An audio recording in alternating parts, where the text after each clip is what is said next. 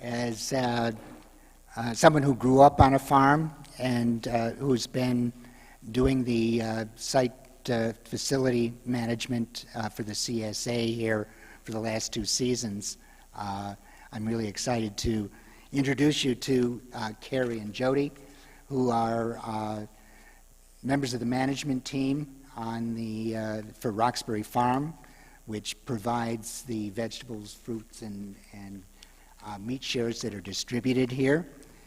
I've been up to the farm. I've met them. I'm in communication with them in terms of Wednesday distributions and winter share distributions here. And it wasn't until this morning that I learned more interesting facts about them. They prefer to be called just farmers. They are both from Iowa. Keri went to Iowa State and majored in horticulture. Jody went to the University of Iowa, majored in biology, and they both moved east to do farming.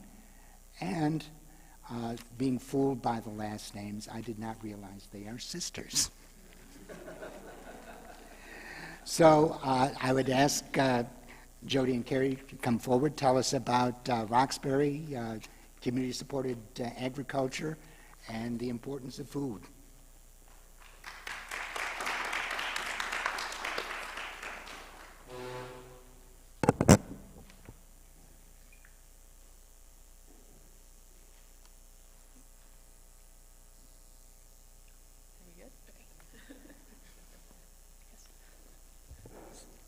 So I'll start. My name is Keri, and so like Jeff was saying that we came from Iowa.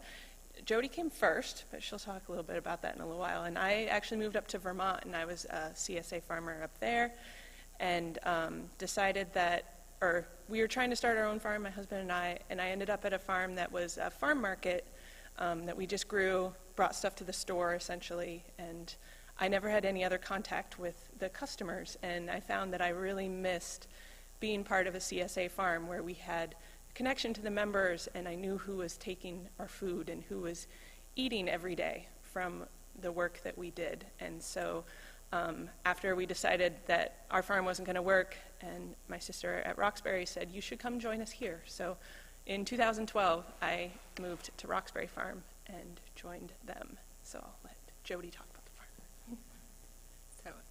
I'm Jody. Thank you for inviting us to be here, and especially thank you so much for hosting our CSA community here in White Plains. We feel really grateful and excited to be working with your organization because I think we share a lot of very similar values. So I moved to Roxbury Farm in 2001, and I've been farming there since then. Roxbury Farm was actually started in 1990 by Jean-Paul, our farm partner, and he started the CSA in 1991. But I think this is sort of the story we grew up with, the story about what you need to do to feed our country. You need to have massive fields, you need to use chemicals, you need to take advantage of the people doing the work. We also have to feed our animals in feedlots. This is how we have to do the work to feed our country, which ends up doing this to the land.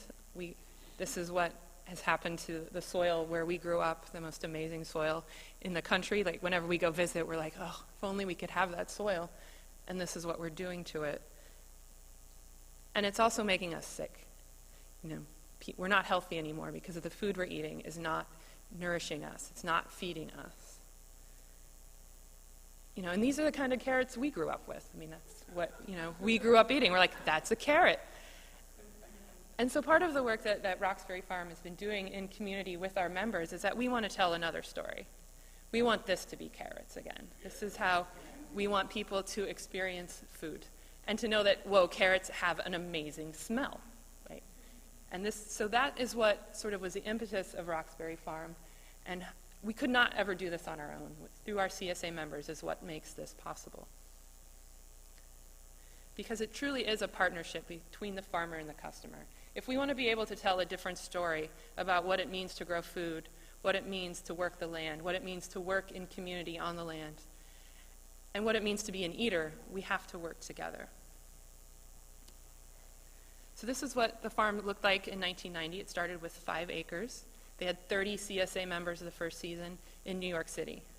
So Jean-Paul went down with the truck to deliver the CSA shares, and he was also going to a farmer's market in Gansevoort, which looked completely different than it does now. We went back a couple years ago, and he couldn't even place where he was, because back then it was actually the meat district. Johannes, this little guy, he's been doing the deliveries for the winter share, so some of you may have met him. He's now 27. And that's his older brother, Nick, he is a horticulturist in Colorado, and our youngest daughter, Annie, farms in California, so we're very grateful that our kids have taken this love for farming with them. So after the first year, we also expanded in the Capital District. We worked with a group from the Peace and Justice from the Catholic Diocese, and they started the CSA in the Capital District, and then we also started locally in Columbia County. So pretty quickly, from the first year of 30 members to 10 years, we grew to about 650 members, because we knew that we needed to reach sort of a certain size in order to be an affordable thing, because we also wanted food to be affordable. So you kind of have to be at a larger scale. So that's why we knew we had to grow to a little bit larger size. And then in 1999, we lost the lease on the farm where we were farming, and we thought we were just going to quit farming because we couldn't afford to buy land. And through our membership, Equity Trust, which is a nonprofit that works a lot with affordable housing and housing justice, and the Open Space Institute, which protects land up and down the Hudson Valley and in the Adirondacks, came together and said, no, you're not going to quit farming, we're going to help you find a farm. So Equity Trust went and purchased 150 acres of land for us, which is sort of up in here. And our members raised the money to pay Equity Trust back. And in return, the farm has a 99-year lease on the land, and we own all of the buildings on top of it, which is sort of confusing, but the idea is that it can't ever be farmed or owned by anyone who isn't making their living from farming and who isn't growing food crops. So that land and all of the buildings will be protected for farming in perpetuity. And then the rest of the outlying land, we were able to purchase from Open Space Institute, and it's all protected from development. So by working with them, we were able to purchase land that there's no way we could have afforded in Columbia County. And part of the reason is this here is the Martin Van Buren estate. That's where Marty retired after his presidency. So they wanted to protect that land, and all of this land was actually Martin Van Buren's farm, so we are able to farm. And before that, obviously, it was farmed by the Native Americans, so we are taking on a long legacy of agriculture in Columbia County. So today we've grown to 1,100 CSA members who support the farm every year. That's the size that we felt that we could reach that would allow us to support the people working on the farm, and it's also a size that still feels like a human scale. And it's a size that allows us to take care of the land in the way that we want to. So right now is the enrollment time. People enroll in the winter ahead of the season so that we know that all of the food we're growing has a home to go to. And that gives us sort of a peace of mind to know that we're going to be able to pay all of our bills through the season. And it also helps us. We have all of our costs right now, so we're getting money up front to help pay for those. So we haven't had to have an operating loan since 1990, which is pretty unusual in agriculture because our members understand that we need the money up front. And so we're not asking our members to really pay for the vegetables, we're asking our members to support the farm. So we figure out what it costs us to run the farm for a year, and we divide that by 1,100, and that's what it costs. So the members are supporting the farm, and in return they share in the bounty of the farm. And in a way they also share a little bit in the risk.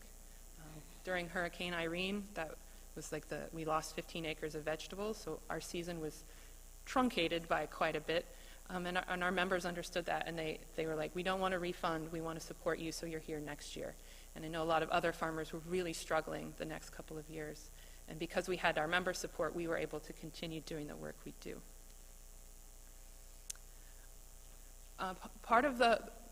One of the things we want to do on the farm is we want to be integrated. We want to make sure that we're supplying our own fertility. So we raise a lot of livestock. We have beef cows, we have sheep, and they're all grass-fed. They graze through the summer, and through the winter we make all of our own hay, so they're fed completely from our farm. And then we raise pigs, mostly so they eat our cold veggies, the veggies that aren't good for human consumption, and they're fed certified organic grain. And they all live outside during the summer. Right now they all have shelter for the winter, so they're nice and warm. And next week, or the week after, we're going to have piglets, so soon spring will arrive. And we purchased fruit. It's not organic. We purchased it from a neighbor who has a conventional orchard, because where we live, there aren't farms that are large enough to supply fruit for us that are organic. It's difficult in the Northeast. It's one of the compromises we've had to make. We wish we could have organic fruit, but we'd have to buy it from the West Coast, so we've decided to stay local with the fruit. And we really want our members to feel connected to the farm. We want you to feel like it's your farm. So every week during the season, we have a newsletter. We write about what's going on the farm. We have a lot of pictures of what's happening on the farm. Johannes is also an amazing photographer, so he takes great pictures. And also recipes, because we know that we're delivering some vegetables that people aren't familiar with, so we want to make sure people know how to cook them. And we also have our website where we have lots of information for people. And one of the great things about having a community farm is that our members can come to the farm and work with us. So we have 2 big member work days during the season. Once in July, we harvest the garlic, and we have a barbecue with our grass-fed meat. We have a potluck, and then in October, people come back and we plant the garlic. So those are really fun days for people to come, and we get to hang out, because most of the time Keri and I are on the farm. We're not doing the delivery, so it's a really great day for us to meet everyone. And so this is our truck that we fill up 3 times a week during the summer. And we go to, I think, is it still 17 or do we have 20 now? 20. So we go to the Capital District on Tuesdays. We come here to Westchester to 5 different places on Wednesdays. We go to New York City on Thursdays, and then Friday we have a local pickup at the farm. And another thing that's always been really important to us and to our membership is that we make our vegetables available to as many people in the community that we deliver to as possible. So we do have sliding scale, we have scholarships for people, and then whatever produce is left over is donated to a food pantry or a community kitchen. And this is a picture from the West Side Campaign Against Hunger, who we've worked with for 25 years. And usually the people who cook all the meals, they come to the farm every summer for a visit. So it's really been amazing to have that relationship and to know when people don't pick up for a week, they know that their food is going to feed other people in their community.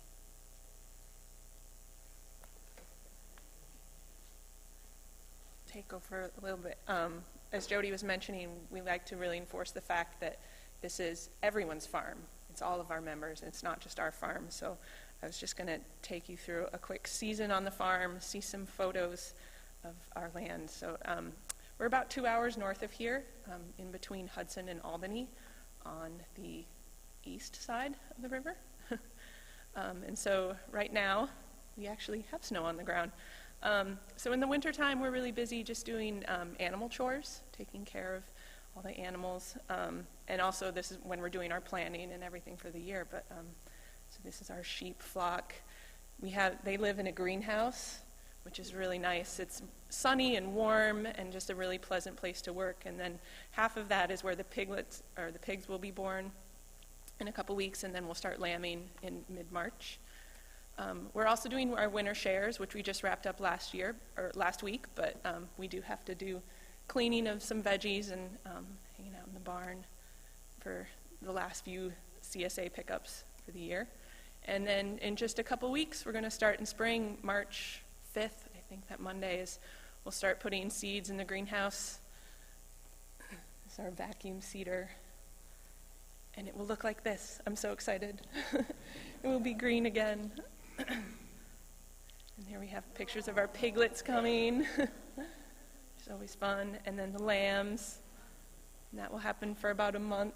And then our calves will start in May sometime, when we're also busy starting the new fields for the next season. We are trying to grow as much of our own fertility as we can. with cover crops and crop rotations and stuff like that, we do have to buy in some fertility for our vegetables, and there's a place that makes organic composted chicken manure that we use to spread on our fields. Here we are preparing planting beds. We have to grow, or we choose to grow on raised beds. That helps with our drainage, and so then if we do get a lot of moisture, we can still work the fields as soon as they can dry out. And this is some bed prep we can see. And there's putting in either vegetables or cover crops for the spring.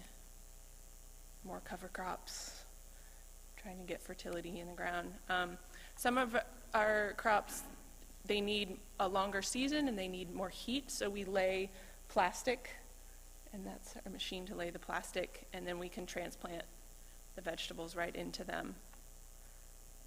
And then we make our own hay for the animals and also straw mulch, and so then we can shred that in between the plastic beds to hold the moisture in, and also for helping with weed control.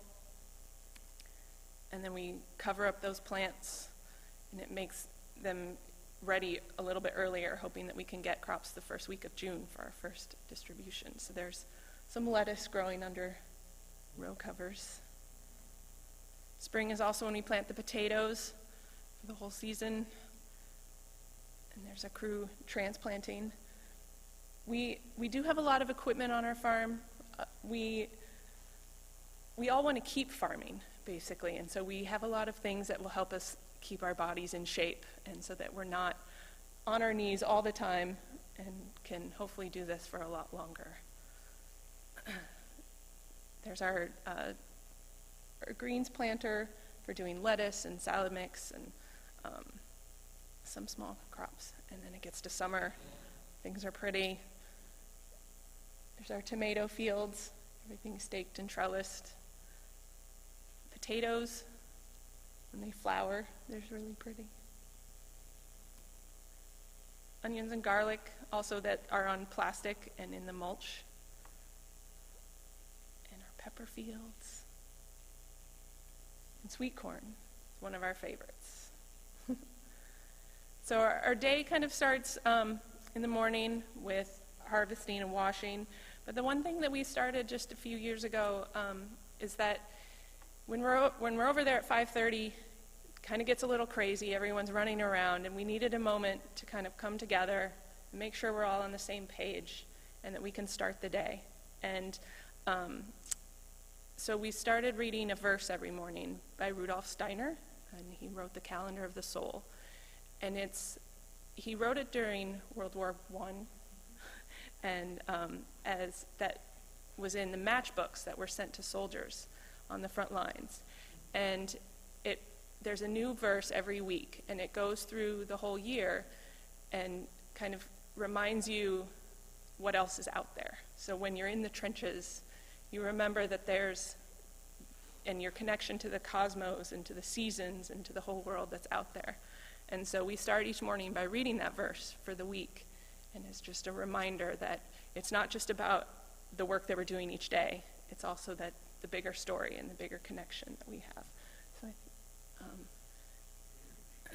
and that's how we start the morning. And then we head out at 6 a.m.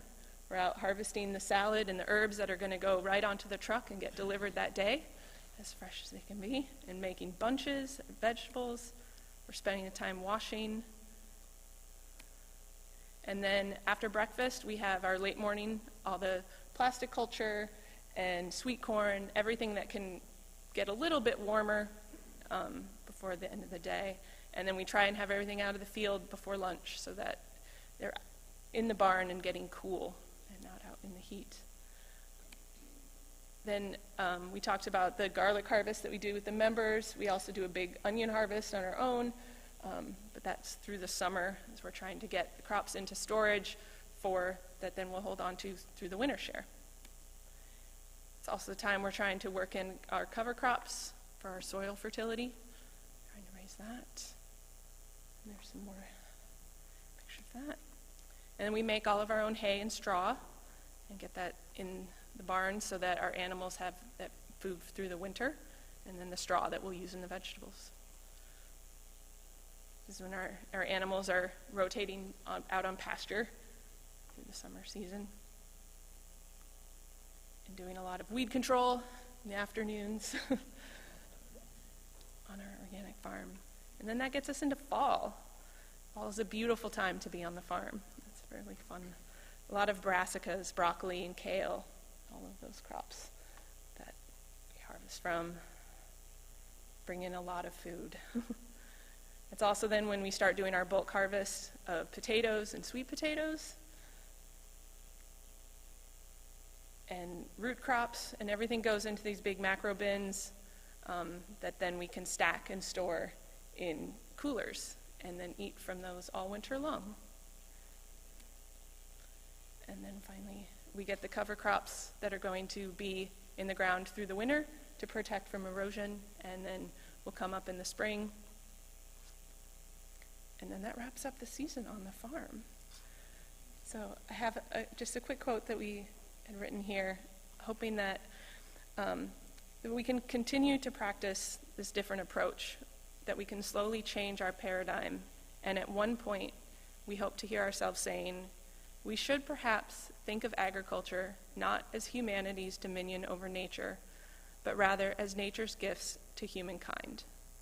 We forgo that dominion not because we lack the muscle to demand it, because, oops, oh no. It doesn't have the end of it, I'm so sorry. How do you get to that? Do you know? No. I don't know what happened to it. Okay, oh, wait, maybe I can get it on my notes. Here. There it is, yeah. Okay, I'll start that over again. So that we should perhaps think of agriculture not as humanity's dominion over nature, but rather as nature's gift to humankind. We forgo that dominion not because we lack the muscle to demand it, because we have the heart and the foresight to avoid it. So, thank you very much.